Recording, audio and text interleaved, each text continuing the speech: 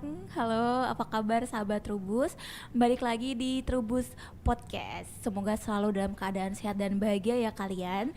Di Trubus Podcast segmen kali ini aku Andari akan ngajak kalian bahas mengenai pestisida. Buat kalian yang sering bercocok tanam atau petani yang punya lahan di desa-desa, kayaknya petani bukan cuma di desa ya. Sekarang sudah ada petani kota atau petani milenial yang punya lahan sempit di kota-kota atau yang bercocok tanam cukup dengan menggunakan pot-pot kecil di depan rumah, pasti sudah akrab dengan pestisida. Tapi ya sahabat Trubus, pestisida itu boleh dibilang kita belum teredukasi dengan sempurna ya mengenai dunia pestisida itu, karena pestisida itu macam-macam jenisnya nih sahabat Trubus, dan juga kita tuh ternyata nggak boleh sembarangan untuk menyimpan pestisida dan nggak boleh sembarangan untuk mencampur pestisida, dan kita juga nggak boleh sembarangan untuk mengaplikasikan pestisida. Nah sahabat Trubus, coba diingat-ingat deh kalian di rumah yang suka bercocok tanam selama ini sudah benar belum kalau pakai pestisida, kalau sedang mencampur sudah pakai sarung tangan belum, atau malah pakai tangan telanjang, pakai tangan kosong seperti ini mencampur. Nah itu ternyata ada ilmunya loh sahabat Trubus, kita nggak boleh sembarangan, dan juga kita harus tahu pestisida yang kita gunakan tuh apa, karena ada banyak macam jenis pestisida. Kalau aku nggak salah ya, nanti kita tanya ke narasumber kita ya, kalau nggak salah itu pestisida itu ada herbisida, ada fungisida, ada insektisida, nah macam-macam kan, sampai pasti kalian nanti bingung bedanya apa sih. Nah itu nanti akan terjawab oleh narasumber kita hari ini, ada Mas Vicky dari Syngenta. Mas Vicky ini merupakan manajer stewardship ya Mas Vicky ya. Yap. Nah sahabat Trubus, aku mau curhat sedikit deh. Sebenarnya aku bingung nih waktu kenalan sama Mas Vicky. Aduh bingung nih Mas ceritanya. Memperkenalkan dirinya sebagai stewardship. Nah pasti sahabat Trubus juga masih ini kan, masih awam kan kata-kata itu apa gitu. Mas Vicky, sebelum kita bahas tentang pestisida, aku pengen Mas Vicky jelasin dulu dong stewardship itu apa, karena aku sendiri masih bingung-bingung nih, masih rancu stewardship itu apa gitu di dunia pertanian. Iya, makasih Mbak. Sorry, saya panggilnya Mbak Titis atau Andari. Mbak Andari nih kalau Andari nama panggung. nama panggungnya Mbak Andari ya. Iya. Ya, Mbak Andari. Jadi kalau mungkin ya untuk teman-teman Trubus, sahabat Trubus yang lagi nonton, kata stewardship ini memang agak tidak familiar, apalagi kalau di dunia pertanian. Tapi kalau teman-teman suka lihat nonton bola, yang nonton bola tuh biasanya atau suka melihat tuh di penjaga di lapangannya suka pakai jaket atau rompi dan di belakangnya ada tulisan steward. Nah itu artinya adalah mengamankan gitu. Jadi intinya stewardship ini adalah bagaimana kita memastikan para pengguna produk perlindungan tanaman atau pestisida itu menggunakan sesuai dengan aturan yang ada di label. Itu sih poin utamanya Mbak Titis. Jadi kalau kita bicara stewardship, bisalah kita padankan katanya dengan pendampingan gitu. Pendamping yang mengamankan gitu ya ceritanya. Yang memastikan penggunanya sesuai dengan aturan. Memastikan penggunaan pestisida itu sesuai dengan aturan Yep. ya Mas ya. Nah kalau di petani sendiri tuh biasanya mengenalnya sebagai apa sih Mas? Kalau kita kan mungkin taunya oh PPL gitu kan ya, penyuluh pertanian. Nah biasanya kalau di lapangan tuh petani atau stakeholder yang berkaitan dengan pestisida, mungkin yang penjualnya atau agennya gitu kan, mereka tuh lebih mengenalnya tuh sebagai apa sih? Ya, di lapangan di petani biasanya mereka mengenalnya sebagai teman-teman ya. Kalau teman-teman di lapangan itu biasanya petani kenal dengan istilah agronomis, atau mereka suka bilang juga formulator. Petani itu bilang ke teman-teman kita yang ada di lapangan. Formulator. Nah, tapi kalau yang memang bagian pendampingan, nah itu mereka biasanya ya menyamakan istilahnya dengan penyuluh gitu, tapi penyuluh swasta biasanya gitu. Mas Vicky udah area jajahannya kemana aja nih? Siapa tahu nih ada petani di daerah atau sahabat Trubus yang sudah mengenal Mas Vicky, daerah jajahannya di mana aja nih, Mas Vicky? Alhamdulillah ya di Syngenta ini stewardship ini untuk koordinatornya memang cuma satu orang, jadi itu ada di saya. Tapi yang bantu saya di lapangan tuh semua teman-teman Syngenta yang ada di lapangan. Dan alhamdulillah nih dari Sabang sampai Merauke itu udah hampir lah. Selalu ada. Hampir sudah kejajahin tuh Sabang sampai Merauke. Siapa tahu nih yang nonton pernah lihat Mas Vicky nih pas Ya. lagi main kemana, misal pas lagi main ke daerah Brebes atau Banyuwangi atau mungkin daerah Kalimantan, mungkin udah kenal Mas Vicky gitu. Mudah-mudahan ya, mudah-mudahan. Karena Mudah-mudahan. memang stewardship ini saya aja di stewardship ini sudah 10 tahun, Mbak Andari. Jadi sebelum saya udah ada. Jadi artinya petani atau teman-teman pengguna pestisida ini pasti sudah kenal banyak lah dengan teman-teman yang melakukan edukasi terkait dengan penggunaan pestisida di lapangan. Pestisida. Berarti petani deket lah ya Mas ya dengan teman-temannya Mas Yes. Vicky yang sering turun ke lapangan ngasih tahu ke petani edukasi mengenai pestisida. Yes. Nah, ngomong-ngomong tentang pestisida nih Mas, boleh dikatakan pestisida ini kayak dua sisi mata uang atau dua sisi pisau gitu ya Mas ya. Gimana ya cara mengibaratkannya ya? Tapi yang pasti aku pengen nanyanya gini, seberapa penting sih Mas pestisida itu dalam dunia pertanian gitu Mas? Ya, di satu sisi pestisida ini bisa tidak akan terlepas dengan budidaya pertaniannya. Jadi Iya. kalau misalkan di situ memang sudah endemis dengan hama penyakit, pasti mereka akan membutuhkan pestisida. Tapi di sisi lain ya seperti mungkin tadi Mbak Andari di prolog di awal, petani-petani atau sekarang kan anak orang-orang kota sudah suka bercocok tanam dan segala macam, mungkin itu dari sisi hama penyakitnya nggak terlalu banyak. Jadi artinya kalau dibilang seberapa penting atau bagaimana posisi pestisida untuk budidaya, itu pasti sangat diperlukan. Karena apa? Karena akan berkaitan dengan produksi nih. Nah, kalau misalkan hama penyakitnya tidak terkendali atau gulmanya tidak terkendali, produksinya juga akan terpengaruh. Otomatis harga juga bisa jadi naik. Karena apa? Karena stoknya tidak banyak. Nah, ini yang mungkin juga perlu dipahami ya sama teman-teman sekalian. Posisi pestisida itu seperti di mana sih gitu. Oh gitu, penting banget buat kita Mas ya, misalnya aku nih petani padi gitu ya Mas ya. Jadi pestisida itu amat penting buat saya, buat aku nih, terutama kalau padi itu kan memang seksi sekali ya Mas ya. Padi, jagung itu kan seksi sekali. Jadi kalau misalnya kita nggak benar-benar tahu karakter tanamannya, terus ancaman hama dan penyakitnya seperti apa, terus kita nggak siap-siap, ada istilahnya kita nggak punya tentara. Pestisida itu kan kayak tentaranya ya Mas ya. Nanti aku malah jadi ini gagal panen. Bisa. Jadi kalau misalkan tadi kalau kita bicara padi ya, kalau udah ketemu serangan wereng, nah itu bisa Jangan, Mas. bisa betulan nggak panen Nggak mau gitu. sih kalau aku sih. Iya. Jadi artinya memang di satu sisi betul ya tadi seperti dua sisi lah. Satu sisi memang sangat diperlukan, tapi bagaimana kita memastikan penggunaan di lapangannya itu sesuai agar tidak menimbulkan masalah baru nih. Betul, itulah yang akan kita bahas di podcast kita, Mas. Siap. Gimana Mbak. caranya biar pisau itu tuh kita pakainya tuh nggak melukai diri kita, dan terus kita masaknya juga enak. Kok jadi ngomongin masak ya. Balik lagi ke pestisida. Mas, pestisida tuh kan ada banyak juga. Tadi aku sempat mengatakan jenis pestisida tuh ada herbisida, ada fungisida, ada insektisida. Nah, buat petani mungkin itu sudah bisa membedakan. Nah, kalau buat yang baru kenal, boleh dong Mas dijelasin sedikit mengenai jenis-jenis pestisida itu gitu. Oke. Jadi kalau kita bicara mengenai herbisida, pada umumnya yang dikendalikan itu adalah rumput. Nah, gulma ya, gulma.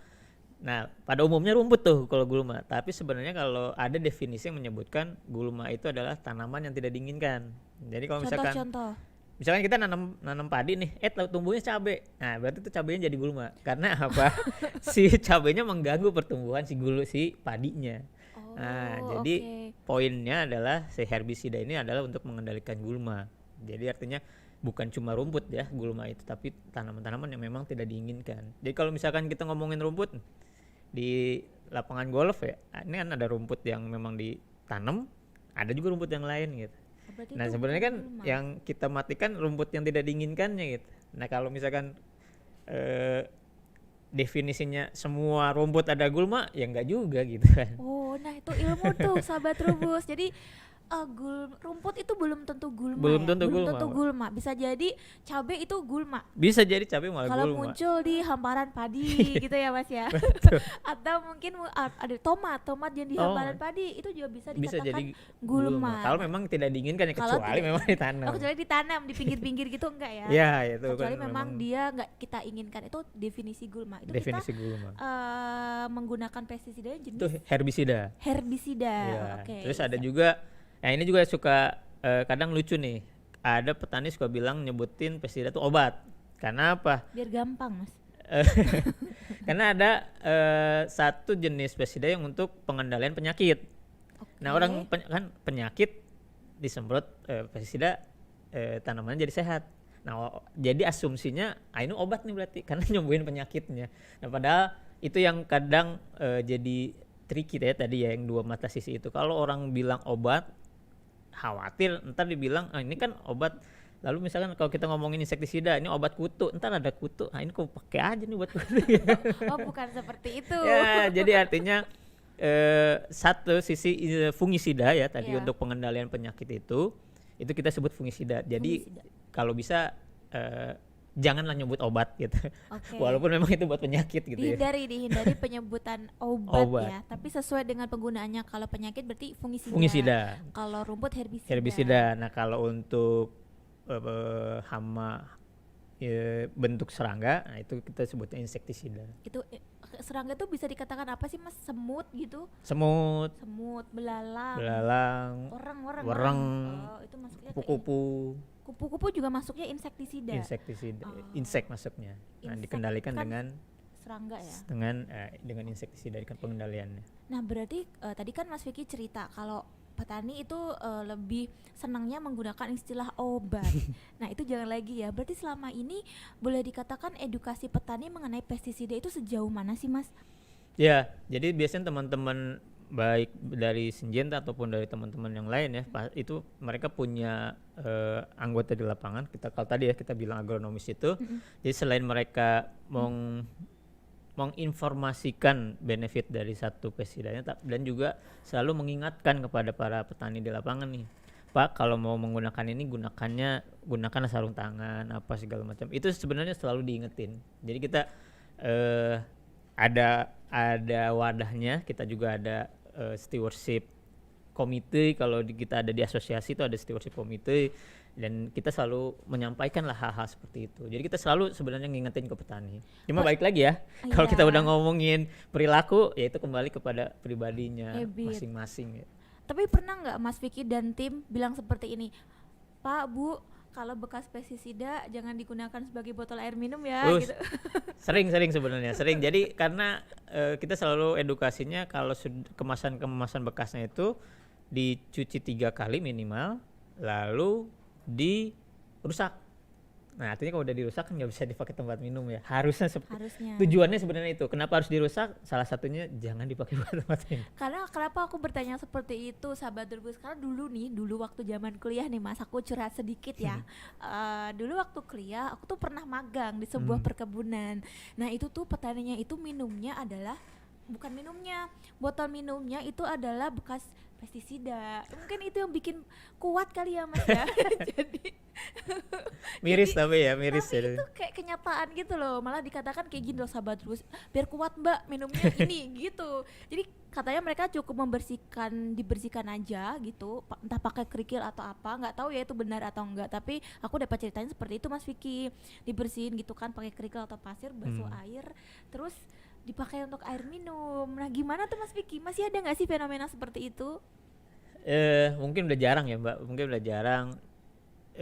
pernah saya juga dapat pengalaman seperti itu.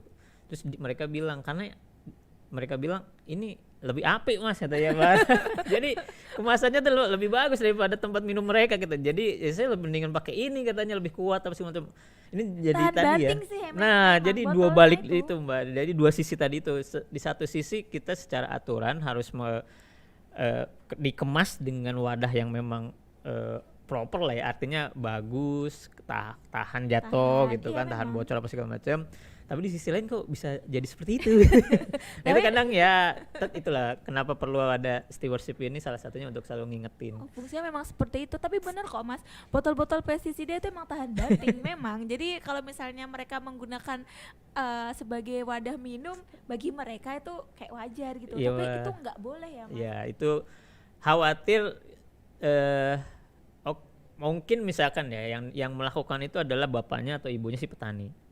Lalu misalkan anaknya ngelihat anaknya botolnya modelnya begitu. Lah karena masih ada kalau misalkan masih ada labelnya, ini lebih parah lagi nih. Kalau masih ada labelnya dipakai buat tempat minum, ini lebih parah lagi. Khawatir kan nanti pas anaknya lihat, oh ibu gue minumnya begitu kan nih. Jadi akhirnya dia bisa meniru gitu. Nah itu yang kita nggak mau terjadi di lapangan gitu sih Mbak. Oke, berarti itu Mas Vicky dan tim selalu mengedukasi Selalu. petani seperti itu ya. Jangan ada lagi nanti ya fenomena botol Iya. pestisida diisi air minum. Jadi mungkin nanti buat teman-teman yang nonton nih, teman-teman industri pestisida bisa lah nanti gimmick-gimmicknya tempat minum gitu. Mas Vicky, tapi kenapa ya sepengetahuan kami atau mungkin kami juga bisa jadi miskomunikasi. Kenapa untuk pestisida ini identiknya untuk tanaman pangan atau hortikultura gitu ya Mas ya? Apakah memang dari segi apa ya? Mungkin tim teman-teman Syngenta lebih paham pasti. Mungkin kalau untuk tanaman pangan karena komoditasnya itu adalah komoditas sangat penting gitu.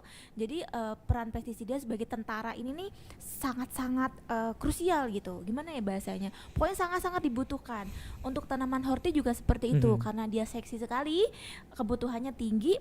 Jadi perlu ada tentara yang kuat untuk melindungi tanaman tersebut di lahan. Atau seperti apa kalau dari kacamata Mas Vicky dan teman-teman Syngenta? Ya, kenapa si pestisida relatif gitu ya, relatif, terdengar sering dipakai untuk tanaman pangan dan horti. Betul sih Mbak Andari. Jadi memang kita bicara padi gitu ya. Ya kita bisa paham nih ketika ada masalah dengan produktivitas padi, apa yang akan terjadi. Lalu misalnya kita bicara juga kalau tanaman cabai atau bawang ketika gagal panen, apa yang terjadi. Nah, ini Mas. ini yang bahaya itu. Makanya petani selalu tadi ya kalau diibaratkan dengan tentara, selalu cari tentara nih buat penghalang hama dan penyakitnya, ya mereka pasti pilihnya si pestisida itu.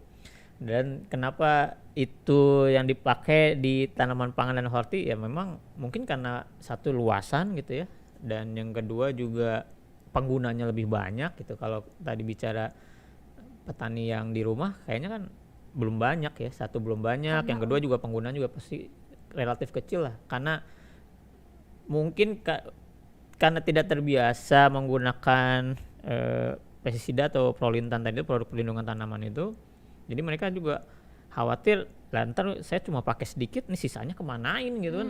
Dia simpen, aduh salah lagi ntar dia nyimpen. Mungkin hal-hal begitulah mungkin yang orang-orang atau yang di rumah itu jarang mereka menggunakan. Tapi kalau di pertanian padi atau horti kan pasti mereka membutuhkan lebih banyak ya, karena luasan apa segala macam. Jadi ya itulah mungkin yang kenapa dipakainya dominan ya di tanaman pangan ataupun di hortikultur. Iya benar, karena balik lagi ke komoditasnya tadi ya Mas ya, dan juga lahannya yang ya kalau di tanaman hias kan lebih kepada kesukaan aja ya, hobi gitu kan, bukan kesenangan. Iya, bukan, nggak terlalu berdampak ke yang orang banyak gitu. Jadi kalau tanamannya rusak ya paling yang sedih sendirian.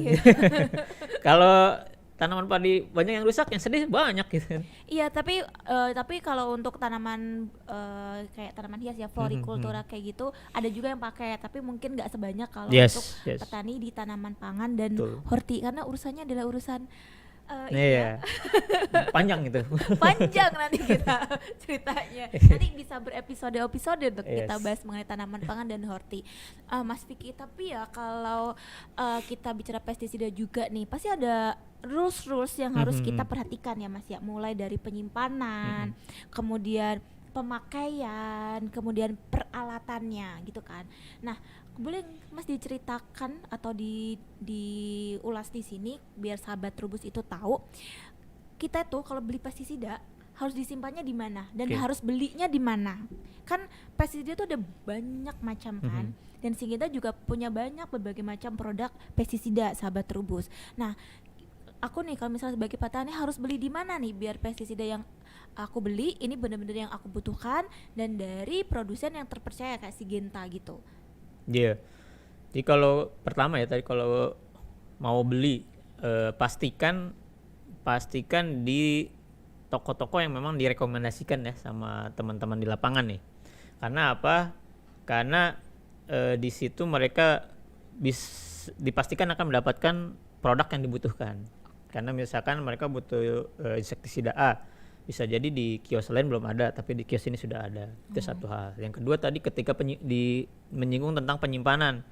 Nah ini Ini menyimpannya sudah benar. ini kira-kira nih ya, kira-kira gimana nih teman-teman Itu ya yang ada apa di ya, Mas? Madu nanti boleh nggak di sih? komen di bawah ya itu. Itu yang bawahnya adalah pestisida. Ah. Yang atasnya Itu kalau dilihat kayak madu lah ya. Madu. Tapi emang madu itu. itu madu. Ini Heeh. gimana Mas? Ini irit tempat Mas. Mungkin ya saya juga nggak paham ini Hemat kemana tempat. gimana judulnya atau ini terinspirasi sama lagu dulu zaman dulu ya. Madu dan racun. Nah itu madu dan racun. Jadi kok jadi pas banget ini madu dan racun ini makanya saya langsung nangkep banget melihat gambar ini. Ini boleh nggak Mas? Ini sebenarnya sangat tidak disarankan ya Mbak Andar. Jadi janganlah menyimpan pestisida atau perlintan ini dengan makanan ataupun minuman. Tapi itu meskipun bersekat gitu Mas. Kan bersekat Tetap tuh. ya karena biar gimana juga dari sisi estetik juga hanya nggak pantas gitu. Terus nanti khawatir juga yang atas disangkanya ya pestisida juga gitu atau yang bawah malah disangka madu kan repot kalau yang di bawah sangka madu. Oh ini bagus nih madunya ada botol hijau segala macam gitu. Oh ini foto di mana Mas? Ini kalau yang punya foto waduh ini foto di rumah saya ini. Ya artinya ketika nanti teman-teman Trubus yang hadir hari ini kalau melihat atau menyimpan nanti pestisida di rumah juga janganlah ditempatkan berbarengan dengan makanan atau minuman. Jadi sebaiknya di tempat khusus, apalagi kalau misalkan punya gudang khusus, lalu dia tinggi ya posisinya. Aduh ini agak Miring kebalik ya. ini. Agak miring. Jadi ini juga sama, ini juga ada ya ini saya nemu di desa-desa gitu ya Mbak Anda. Karena mungkin dia toko kelontong ya yang gabung dengan toko pestisida, jadi mereka mesti nyimpennya masih seperti inilah. Tapi di beberapa tempat yang memang sudah khusus mereka jualan pestisida nggak seperti ini. Berarti mending kalau biar amannya ya belinya ya di tempat yang khusus pestisida aja deh Mas kalau kayak gitu. Ya Daripada campur-campur gini takutnya nanti salah belinya malah tadi kalau misalnya ada madu malah ngambilnya nanti si racunnya si itu. racunnya. Tuh, Fenomena tuh, kayak tuh. gini tuh banyak kita temukan di lapangan Mas. Orang-orang nyimpan bareng sama makanan, sama botol minuman kayak gitu. Enggak sih sebenarnya nggak banyak karena relatif karena itu tadi ya mungkin teman-teman di lapangan juga sudah mengedukasikan si kiosnya apa segala macam untuk menyimpan karena kalau kios atau kita bilang kios lah ya kalau kiosnya memang dia khusus jualan pestisida dia memang proper lah nyimpennya memang sudah etalasenya bagus, rak-raknya juga disusun rapi dan kalau makanan dan minuman memang terpisah gitu. Oh, berarti sukses nih. Nah, so far ya. Tapi ya masih ada aja. Masih ada aja. Masih ada aja. Namanya juga Jadi kalau semuanya udah beres nanti nggak ada kerjaan, Mbak. oh iya. Jadi seperti yang Mas Vicky tadi bilang ya, sahabat Trubus ya jangan sembarangan untuk menyimpan. Kalau mungkin di toko atau agen-agen sudah teredukasi ya Mas ya dengan adanya teman-teman dari Syngenta yang sering terjun ke lapangan ngingetin terus setiap saat ke petani atau pekebun. Tapi buat kita nih jangan salah, ada juga sih mungkin kayak pelaku rumah tangga ya yang membeli pestisida mungkin hanya 1-2 botol tapi disimpannya deket sama minyak goreng. Itu jangan sampai seperti itu. Atau beli 1-2 botol disimpannya sama botol air, sampingnya galon mungkin, itu boleh nggak Mas? Janganlah. Oh jangan. Khawatir. Jadi, kita lebih baik mencegah ya. Simpannya misalnya di agak-agak jauh dari makanan ya. Yes. Dan mungkin jangkauan anak-anak kecil kali ya Mas ya. Ya idealnya di tempat tinggi ya, tertutup, terkunci dan jauh dari jangkauan anak-anak. Itu idealnya. tertutup, terkunci dan Jauh jauh dari dari jangkauan jangkauan anak. anak-anak. Kalau kita pengguna rumahan ya, Mm-mm. pengguna yang mungkin nggak banyak Yes. pakai pestisidanya. Penting loh Mas itu. Bagus juga kalau tertutup, jangan tertutup full, maksudnya tertutup tapi transparan kalau bisa Mbak. Misal ya, entah kalau misalkan ada goyangan apa, jatuh nih misalkan nih pestisidanya.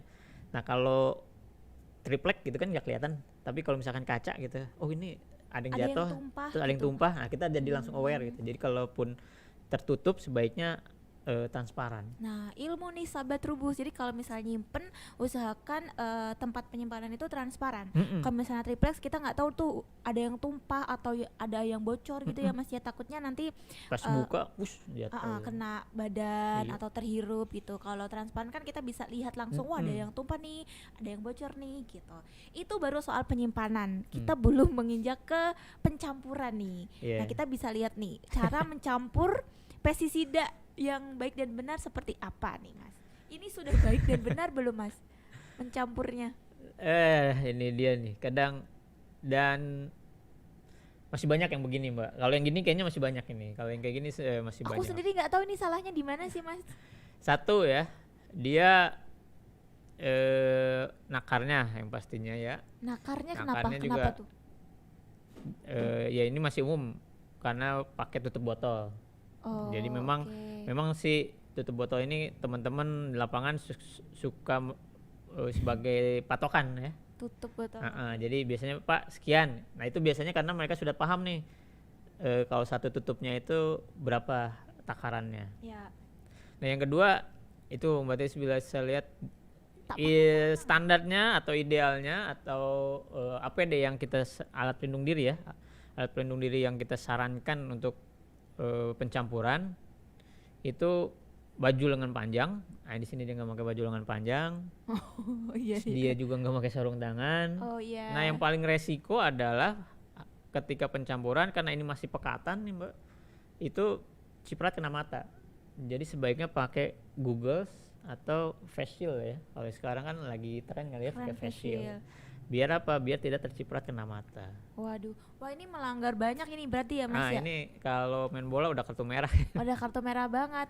Pertama takarannya masih menggunakan tutup botol, nggak pakai sarung tangan, nggak pakai lengan panjang, baju lengan panjang, sama nggak pakai pelindung mata. Iya.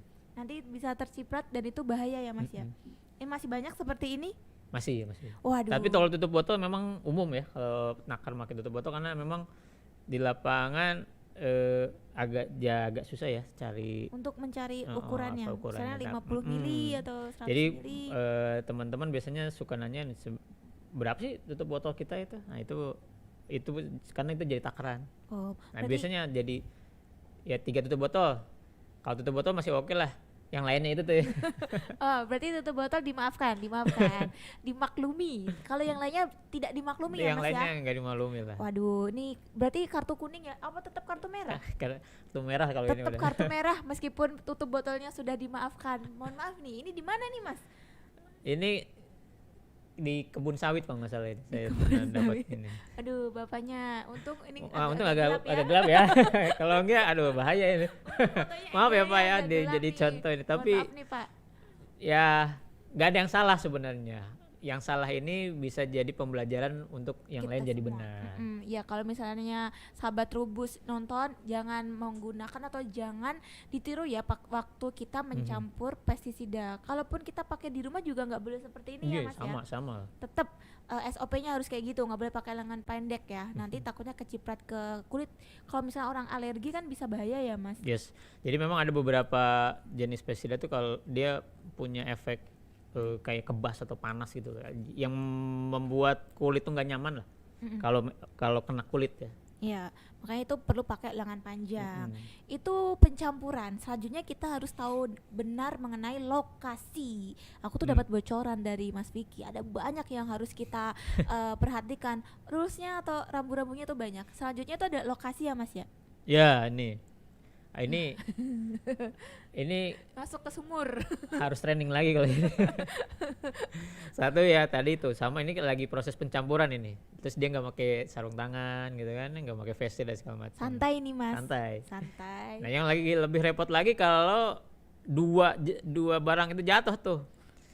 Jatuh kemana dulu? Oh iya, jatuh ke dalam tuh, dalam sumur. Kalau Jatuh ke misalkan sumur. itu yang botol putihnya masuk ke dalam sumur, ini siapa yang mau nguras gitu kan? Karena itu itu produknya tuh, pestisidanya atau prolintannya. Ini kalau jatuh ke dalam sumur, ini resikonya tinggi. Wah. Yang kedua lagi ke tangkinya jatuh itu, wah itu lebih parah lagi. Kenapa tangkinya? Ini nggak bisa kerja dia kalau sprayernya jatuh. Waduh, jadi hindari di dekat Hindari sumur ini. ya. Iya, karena kita nggak tahu mbak, di situ ada ayam, tiba-tiba ada ayam, ada kucing gitu kan ya.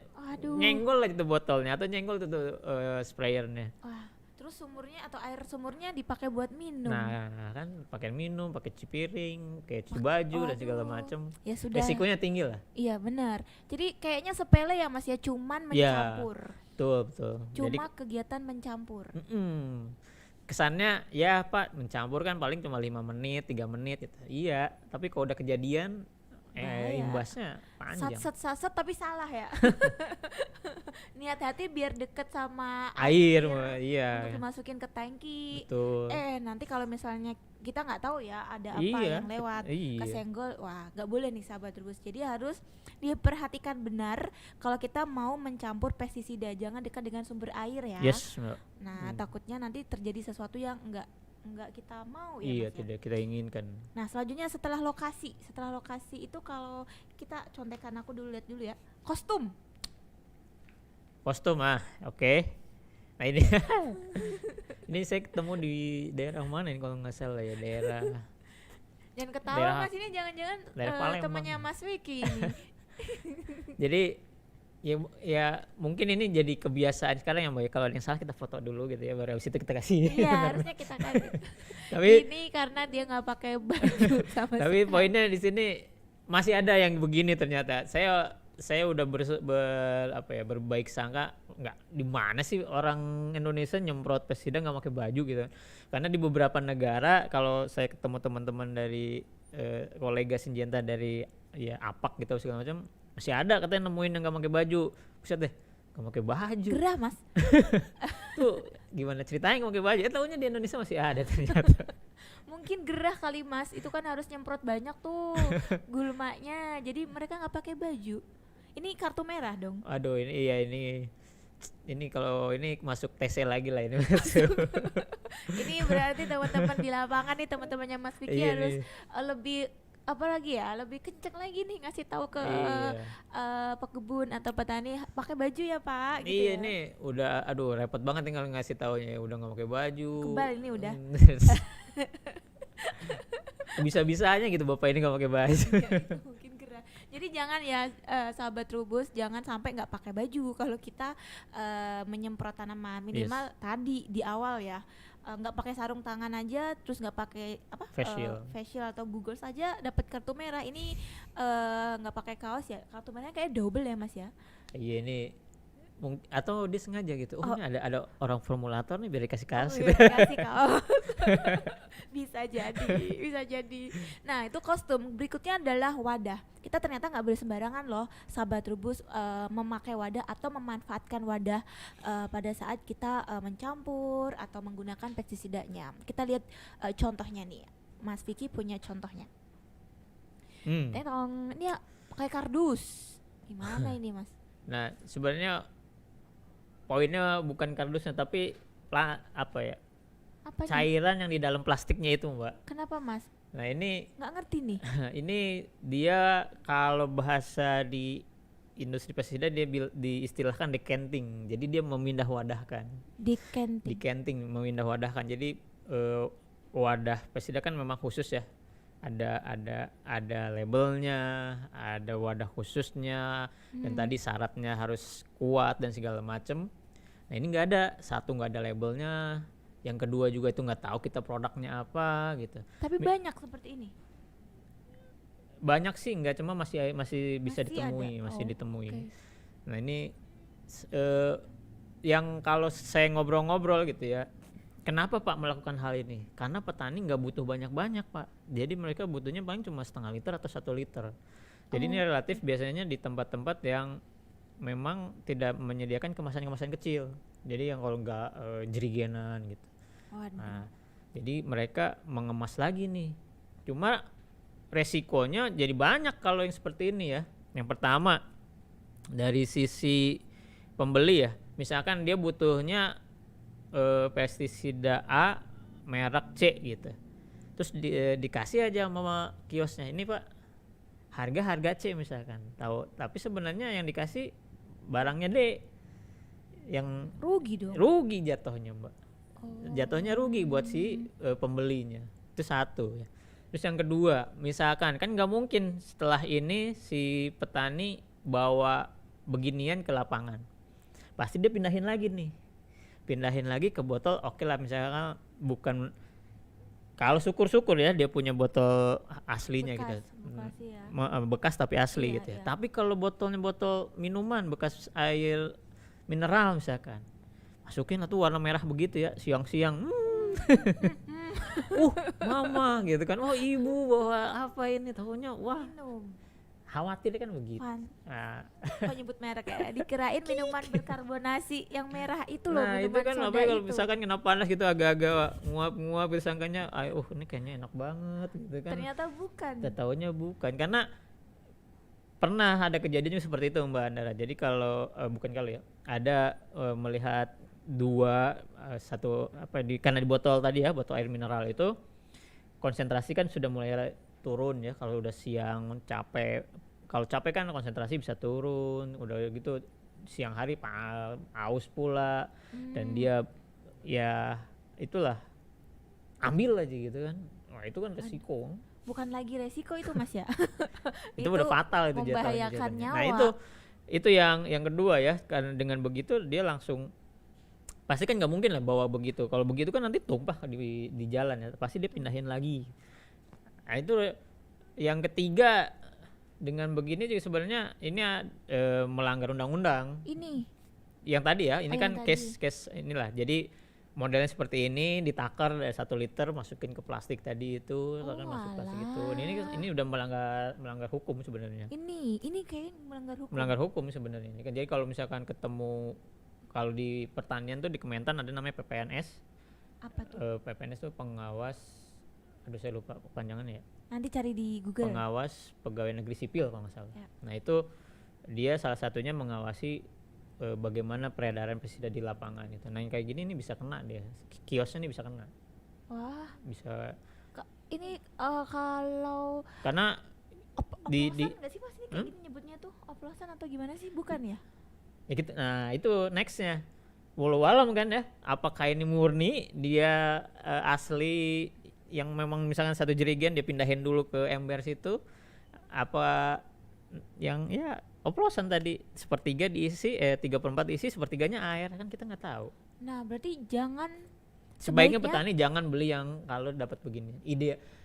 Disarankan jangan beli inilah. Oh berarti jangan beli yang curah betul, yang pestisida pun ada yang curah ya. Nah sebenarnya makanya kenapa untuk beberapa pestisida Syngenta terutama ya, kita membuat kemasan kecilnya gitu. Jadi untuk memfasilitasi tadi, kalau misalkan lahan yang nggak terlalu luas, mereka cuma butuh 250 mili, cuma butuh 500 mili, 1000 seliter, kita punya tuh kemasan kecil. Nah ini kalau ini biasanya herbisida yang gini nih. Berarti jangan beli yang pestisida curah seperti ini ya. Takutnya ya itu, kita nggak tahu konsentrasinya, kita nggak tahu itu beneran pestisida atau bukan. Dan juga nanti kalau misalnya kita nggak tahu tentang keselamatan kita sendiri ya Mas. Nah itu yang paling utama tuh Mbak. Paling utama baik kita misalkan ya, kita sebagai pengguna dan juga keluarga sekitar. Ada cerita Mbak, ini lucu tapi konyol sebenarnya. Apa tuh? Ya sama ya begitu. Jadi kan ada tuh pestisida warnanya memang agak kuning kayak minyak goreng lah warnanya gitu. Terus ya, bapaknya bawa taruh di meja gitu kan. Ya, ibunya ngelihat, loh si bapak tumben nih ngebeliin minyak goreng gitu. Dia pakai masak. Terus? Ya kok nggak panas-panas gitu ya, agak-agak beda gitu kan. Oh iya dong. Nah terus bapaknya terus balik lagi, Bu mana yang tadi di botol ini? Nah ini di penggorengan. Ternyata tuh pestisida.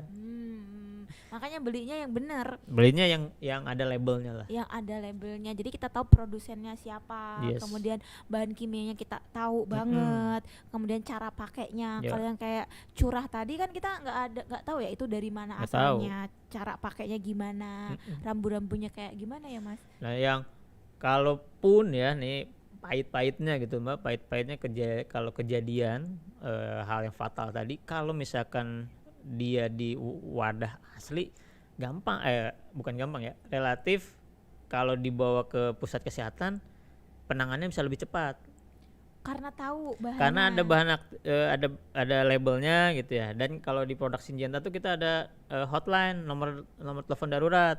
Oh ada hotline-nya. Ada. Jadi yang kalau produk kejadian Syngenta. misalkan amit-amit ya, yang terminum begitu, itu bisa kontak ke situ, nanti diarahkan tuh si dokternya atau tenaga medisnya. Oh bapak harus apa produknya, C misalkan. Oh bapak treatmentnya begini begini begini.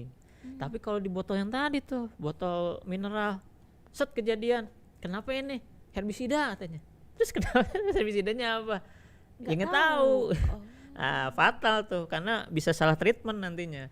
Karena beda ya, beda bahan aktif, beda nanti treatmentnya. Bahan aktif tuh kandungan Di pestisida dalam yang ada di pestisidanya. dalam. Penting banget nih, pastikan ada hotline-nya ya. Dan itu Ada kalau hotline. untuk produk Syngenta hampir semuanya atau semuanya Semuanya ada di label. semuanya produk Syngenta pestisidanya tuh ada hotline-nya. Ada. Jadi itu termasuk pelayanan kepada petani ya Mas ya, Mm-mm. petani, pekebun, bahkan kita juga nih pengguna pestisida yang mungkin cuma 250 yang kecil-kecil kayak gitu, itu tetap ada Ada. hotline-nya. Walaupun cuma yang 100 mili kita tetap pasangin 100 hotline. mili kecil banget loh Mas ya. Ada. Yang 12,5 mili kan? Juga ada, dan itu ada hotline-nya. Jadi perlindungan konsumen ya, perlindungan masukin konsumen. situ ya. Jadi aman lah ya buat kita tahu cara pakainya, semuanya ada di dalam label Label tersebut. tuh. Oh, oke. Terus Mas, tadi itu kan tentang ada yang mencampurkan, ada yang curah. Selanjutnya tuh kalau nggak salah itu tentang nozzle. bukan? Nozzle, spuyer kalau petani bilang Spuyer. spuyer. Baru tahu nih spuyer. Spuyer kalau nggak nozzle. Nah, ini juga ini ya jenis-jenis nozzle nih. Jadi banyak sebenarnya Mbak Andara. Nozzle itu mau yang plastik, ada yang metal, ada yang logam. Terus ada yang bentuknya bulat, ada yang bentuknya pipi gitu. Nah, itu ada fungsi-fungsinya. Jadi nggak sembarangan sebenarnya. Oke. Kalau misalkan insektisida atau fungisida itu sangat disarankan pakai yang kerucut. Yang kerucut yang mana tuh Atau Mas?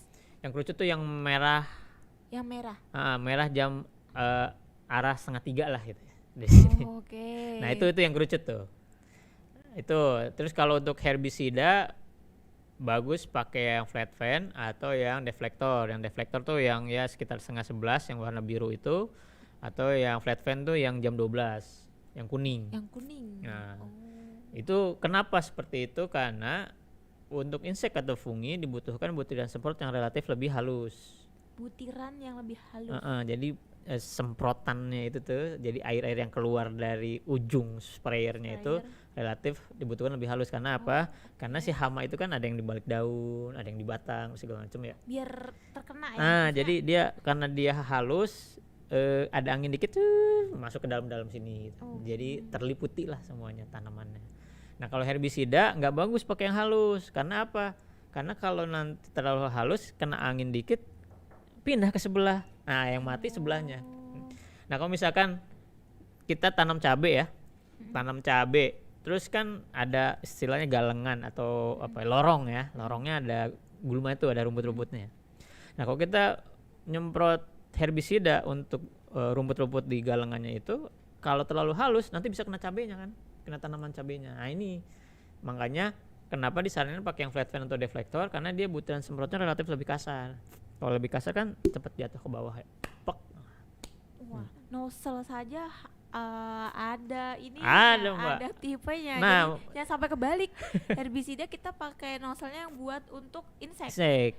Nggak tepat sasaran dong Iya. itu nanti. Jadi pastikan pilihnya nozzle-nya itu yang bener ya. Ya, yang Sahabat sesuai lah. Trubus, Jadi yang sesuai. biar tanamannya juga sehat. Iya, biar sesuai dengan apa yang kita mau gitu ya. Betul. Nah, Mas, kalau selama ini tadi kan kita sudah bahas mulai dari Nah, sorry Mbak, sebelumnya. apa? Yang case juga ya di lapangan, petani tuh sangat jarang ganti nozzle. Kalau saya pernah tanya ya, Pak, setahun berapa kali ganti nozzle? Iya Pak, selama sprayer masih bagus dia nggak pernah ganti nozzle. Saya nggak ganti nozzle-nya. Nah ini PR juga nih di lapangan. Karena apa? Lubang nozzle itu dengan tekanan air itu bisa menjadi lebih besar. Kalau jadi lebih besar otomatis lebih boros. Kita harus berapa bulan? Nah atau itu mungkin durasinya? perlu dicek ya. Jadi kalau di dunia pestisida tuh atau di dunia teknik aplikasi ada istilahnya namanya kalibrasi. Kalibrasi. Jadi kalibrasi salah satunya adalah menghitung curahnya. Jadi dalam 1 menit diukur nih. Tes lah, misalkan baru beli nih dites kan, kalau baru kan dari pabrikan gitu ya. Tes dalam 1 menit berapa curahnya. Oh misalkan curahnya 1 liter 1 menit. Nah minimal 6 bulan lah, 6 bulan cek lagi gitu. Kalau sudah plus minus lah ya, plus minus 10% misalkan. Kalau masih 110 atau 1 liter 50 mili masih oke lah. Tapi kalau udah jadi 1,2 liter, nah itu udah saatnya ganti tuh. Nah itu jarang tuh petani begitu, jarang mereka ganti. Kenapa tuh Mas? Ya mereka ngeliat fisiknya. Jadi Selama masih bagus Pak.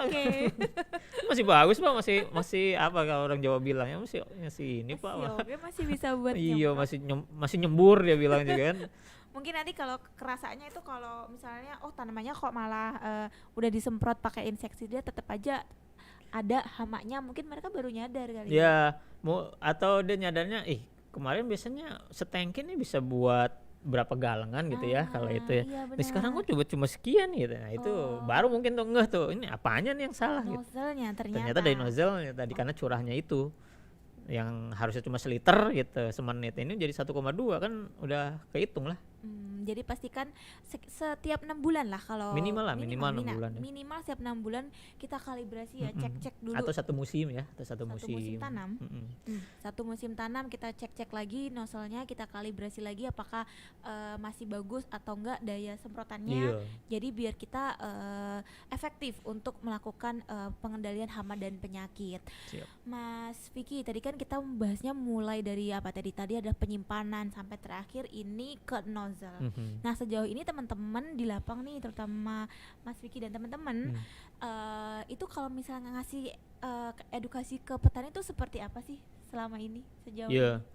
Jadi zaman pandemi kita Zoom ya, kita biasa via online gitu ya. Jadi memang kita juga harus mengikuti keadaan. Tapi sebelumnya kita melakukan offline gitu ya. Jadi kita ada temu tani apa segala macam. Nah, Syngenta juga punya LDC kita namanya Mbak. Jadi namanya Learning Development Center. Jadi kita ada di beberapa tempat LDC itu buat satu lah ngobrol-ngobrol petani gitu kan. Terus selain itu juga edukasi tentang stewardship ini.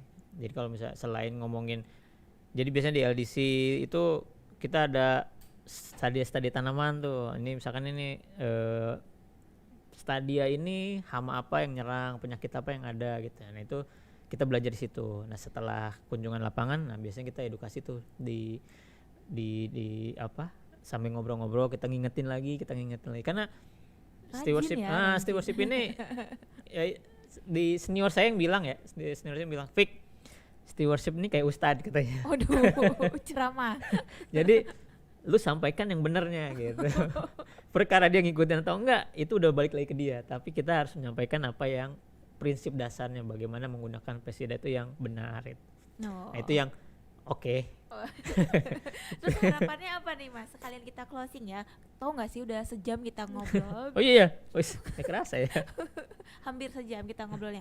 Kalau dari Mas Vicky sendiri, selama ini harapannya apa sih biar petani? Tadi kan meskipun teman-teman sudah sering ke lapang, tadi juga pendekatan melalui LDC, Learning Development Center ya namanya ya. Nah itu juga ternyata di lapang juga masih ditemukan beberapa kasus seperti tadi ada yang nggak pakai pakaian, kemudian tadi yang kena kartu merah tadi nggak pakai sarung tangan dan segala macam. Tadi ada yang pakai pestisidanya curah. Nah Mas Vicky tuh harapannya apa sih dengan adanya stewardship ini, dan juga nanti kalau misalnya petani benar-benar teredukasi dan bijak memakai pestisida, sebenarnya yang dimau dari Mas Vicky dan tim itu apa? Iya, ini sekalian closing berarti ya. Jadi yang pertama buat teman-teman di industri pestisida ya, sebagai formulator lah, tadi kalau kita bilang formulator itu, jangan bosan-bosan ngingetin petani. Karena apa? kalau udah nggak ada yang ngingetin, apa ini jadi masalah. Diingetin aja masih ada yang salah, apalagi Gimana tidak nggak ada? diingatkan. Nah itu satu ya. Iya. Jadi harus terus kita menyampaikan, kita menginformasikan kepada para petani. Lalu coba dicarilah, misalkan petani selalu ngeluhnya gini Mbak, lah saya mau pakai begituan nggak ada. Jangan lihat barangnya sebenarnya, lihat fungsinya. Kalau misalkan fungsinya buat ngelindungin mata, lah ya nggak usah cari yang lain, lah pakai aja kacamata gitu. Yang penting fungsinya. Jadi harapan kita sih semua para pengguna pestisida atau Prolintan ini maju bersama lah.